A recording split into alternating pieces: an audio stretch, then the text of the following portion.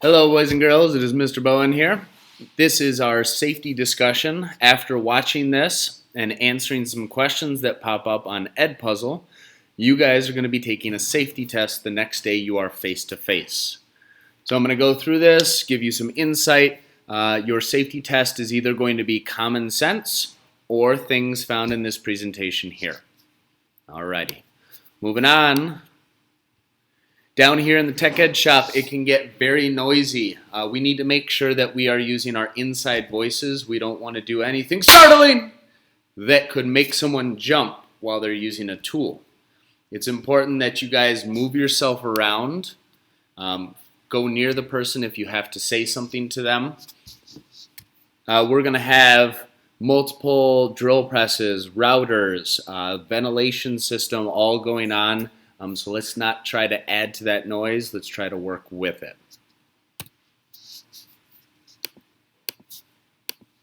Very important in our concrete floors here that we are walking everywhere we go.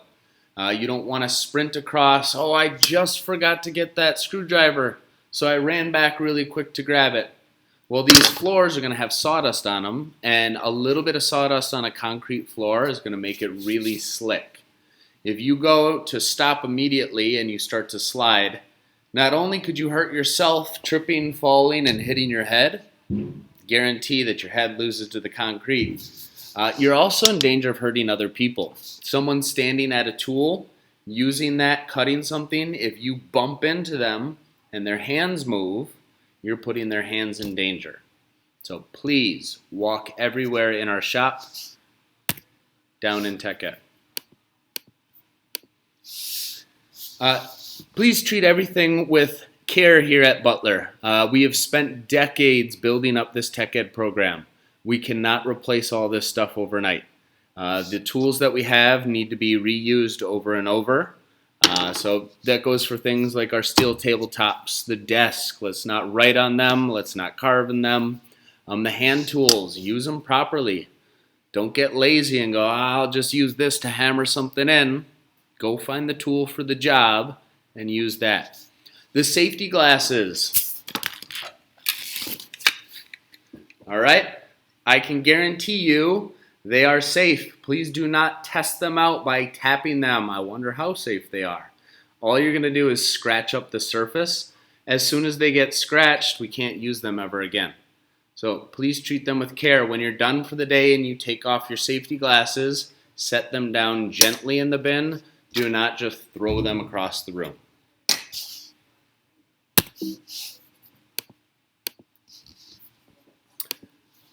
Very important, there is no horseplay. The school has that same policy. We don't want you pushing, shoving, poking, prodding, whacking, smacking, karate chopping.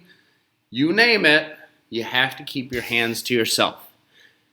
Now, it is not the enemies that I'm worried about. Oh, we've disliked each other since second grade. I don't really think that's where the issues are going to come. What ends up happening is friends become the issue. You guys are standing in line, waiting to use a tool because we could only have a couple drill presses running. We can't put 30 of them out. You're waiting in line, you're getting a little bored, a little antsy. And what do? You shove your friend a little bit. And then your friend kind of jokingly shoves you back. But wait, he shoved you a little harder. Well, I'm not going to let that slide. So then what do? You push him even harder back. And then he goes, nah, I didn't start it, but I'm going to finish it. And what does he do? He slams you, and you back up, and you hit the person that was using a drill press right here. They're not paying attention to you behind them. They're focused on the job they need to do there, and they shouldn't have to worry about you guys horsing around. Please make sure you guys are using the equipment correctly. If I put hot glue out, it's important that you use it for the intended purpose. I don't want you guys just making a puddle of hot glue to see how cool that looks. One year we had a little puddle of hot glue. Someone was just pouring it out. Girl walked up, didn't even know it was hot glue on the table, set her hand down, and burned a second or first or third degree burn in her hand, scarred up her skin. Should that have even happened? Absolutely not. If you need the hot glue, don't waste it. Use it for the intended purpose. If I put out paint between classes, we're not painting the cardboard, writing a message to our friends between classes. It's important that you guys use the paint for the project so that we can keep doing this over and over.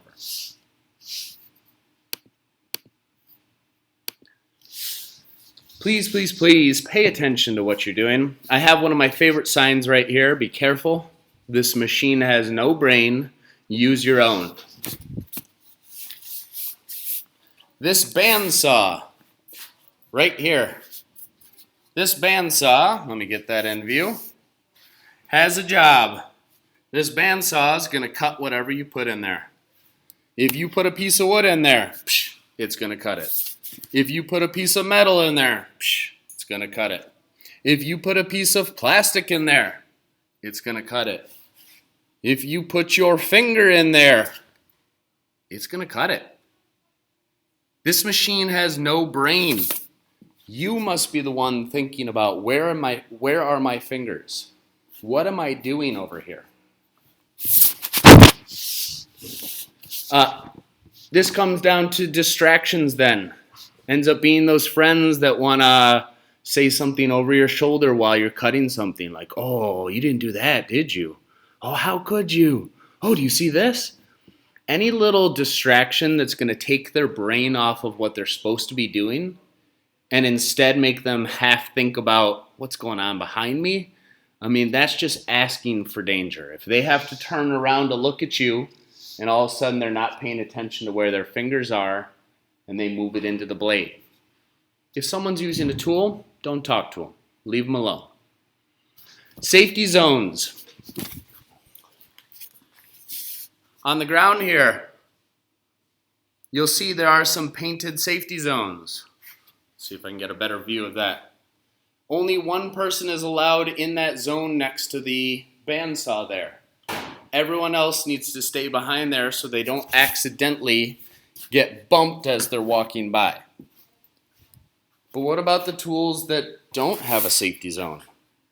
Some of these tools are mobile. We're going to move them from room to room, and I can't keep painting a line on the ground for a safety zone. So, quarantine has taught us a thing or two about safety zones. Keep 6 feet away from the person. Give them some space. We don't want people breathing on each other. We also don't want people bumping into each other.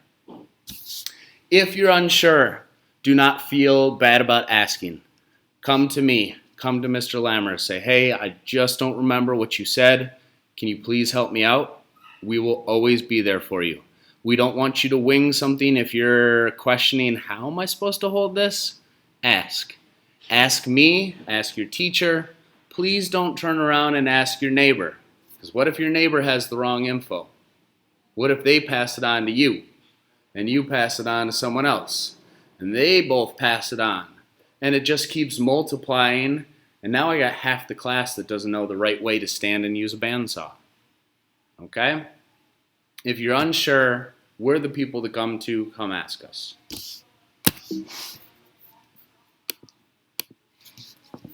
Alrighty. Safety precautions. These are the 5 big things when you guys are coming down to Tech Ed. In English class, you're worried about nouns and pronouns and adjectives and your main purpose. And you're worried about how many bullet points and thesis statements. When you come down here, I need you flipping your brain into more of a safety mind. When you're in this classroom, you are wearing safety glasses at all times. But all I was doing was sitting at a desk and writing something with a pencil. Doesn't matter. There could be someone walking through the room with a piece of metal. And if they turn too quickly and hit you, I want there to be a safety glass there to protect your eyes. There could be someone using a bandsaw and all of a sudden a piece of wood flings off of there, shoots across the room and hits you in the eye. But you were just using a pencil, right? So it's not just you, it's if anyone in the room is using something, I need you guys to be safe. Long hair. Girls, this is typically going to be you. There's going to be some guys out there. When I was in college, I definitely thought I had a good look going. Hair down past my shoulders. When I went into the wood shop, guess what I had to do? Put my hair in a ponytail. All right? You girls, you boys, you're going to have to do that too if your hair is long. If you start leaning forward while you're holding a tool and your hair falls forward in front of you, you're not going to have any hands to accidentally just, let me throw that back here. If that hair gets caught in a drill press, that drill press could be spinning at 600 revolutions per minute. If that catches your hair, it is immediately going to grab it, spin it, and it is going to rip it. Now, if you've ever pulled a single hair out of your head, it hurts. It's possible. If you've ever seen someone grab a chunk of hair, it doesn't come out of your scalp, right? But if a drill press grabs it, it is going to pull the whole thing and remove some of that scalp. Whoa, that sounds pretty dangerous, right? It is. It's important if you are in the room, if anyone is using tools that you may walk by, your hair is pulled up into a ponytail, and you are going to keep yourself safe. Winter comes around, and we're going to be wearing sweatshirts with baggy clothing. Or girls, during the summer, you start having scarves, decorative scarves on that are dangling down. Any loose clothing that is non-essential needs to come off. If it could possibly get caught, take it off. You always know where your arm is at all times, right? But a piece of fabric or clothing can bend, turn.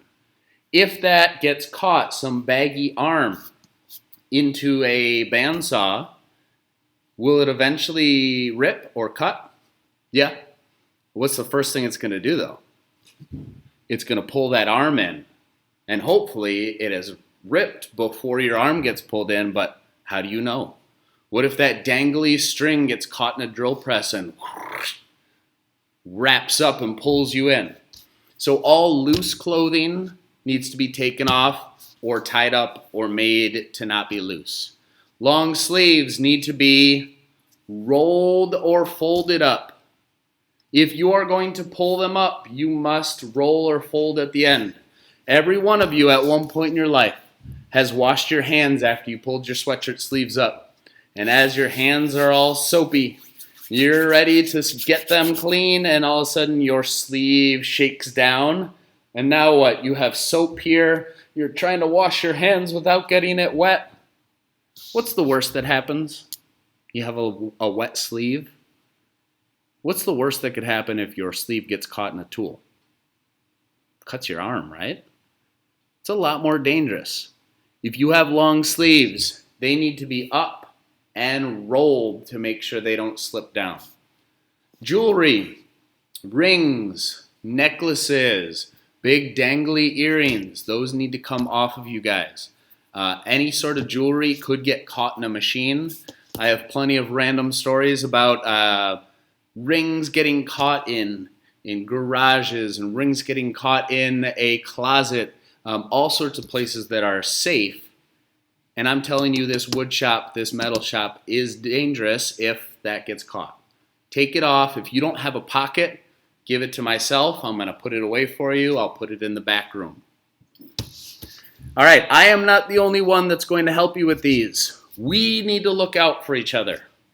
If you notice a girl walked up to a machine or a boy and has their hair hanging down, don't wait for Mr. Bowen to say something. Be nice. Say, hey, by the way, your hair's hanging down. You should tie that up.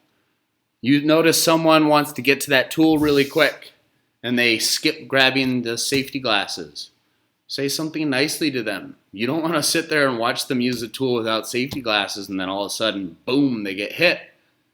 We want to help each other be safe in this room.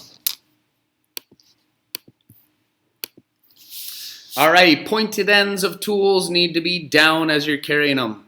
This is not because you're an elementary school kid who's going to go hee hee running around with scissors and stab someone. It's because if you just accidentally turn and someone calls your name and you spin quickly, I want that tool pointed down. If you're walking and you trip, I want that tool to be going away from me, not up into me, right? Only one person using a power tool. We have our 6 feet of distance. No one should be touching that tool and helping you. If you can't do it on your own, you need to come see me and figure out why. Files in our shop are going to need a handle. I'll just tell you right off the bat, you may see Grandma and Grandpa with a file that doesn't have a handle.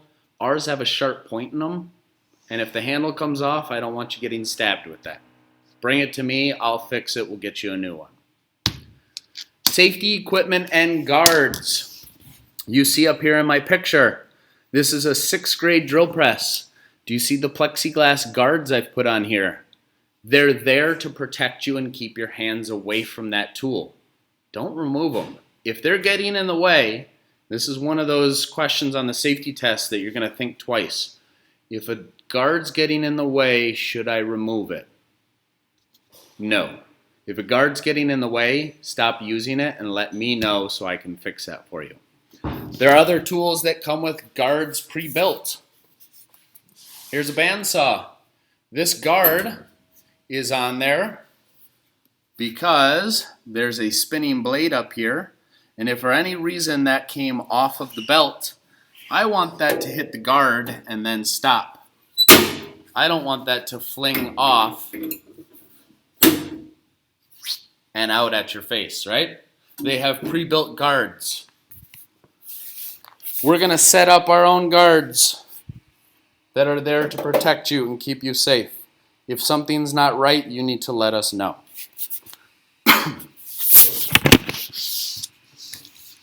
Have teachers' directions, instructions before using tool.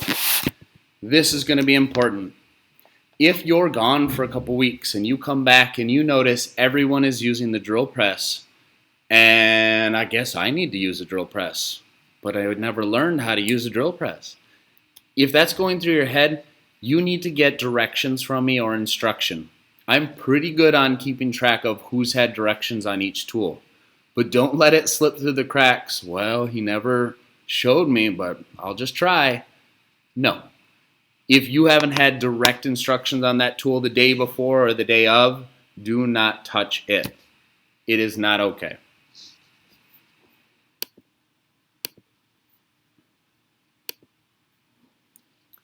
Tool usage. Equipment in middle school is adjusted by your teacher and only your teacher. If something's broken or missing or needs to be changed, I do the adjustments. You come find me. When you get to high school, they'll teach you how to make adjustments on tools, but until then, I'm your go-to.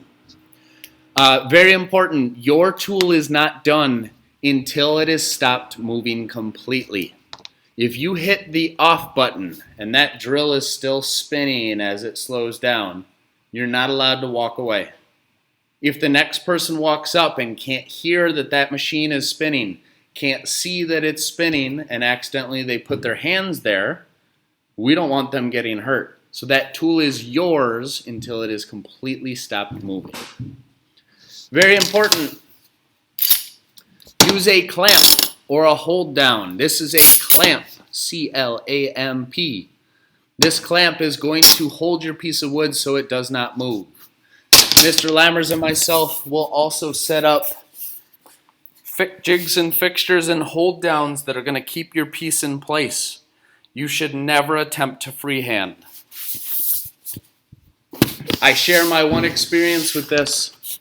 I was dumb one year, years back, about 2 days left in the school year. We were cleaning up the shop. Someone brought a CD clock up to me and said, "Hey, my clock won't fit all the way, and it's because they didn't drill deep enough with the Forstner bit." I tried to rush. I tried to hold on to it, grab the handle, and I brought it down, and the drill bit actually got stuck. So up top here, there are some belts on the drill press. That belt was slipping, and I'm stuck. I'm holding the piece. I'm holding the handle. What am I supposed to do? So eventually I decided, well, I was going to let the handle up and then turn the machine off. Again, I don't have a clamp on this. And it came up just a little bit, lifted that piece of wood just to the side, and as soon as it lifted it, it caught and it spun around and it sliced the webbing of my finger open right here. Had to go get 4 stitches. All I had to do was take 10 extra seconds to grab a clamp and clamp that piece down. Do not try and be a hero on any tool. Keep your area clean. This is going to be important for the rest of your life. You're going to be grabbing tools left and right. At a certain point, look at your area. Do you have a ton of tools you're not using? They need to be sanitized, cleaned, and put away.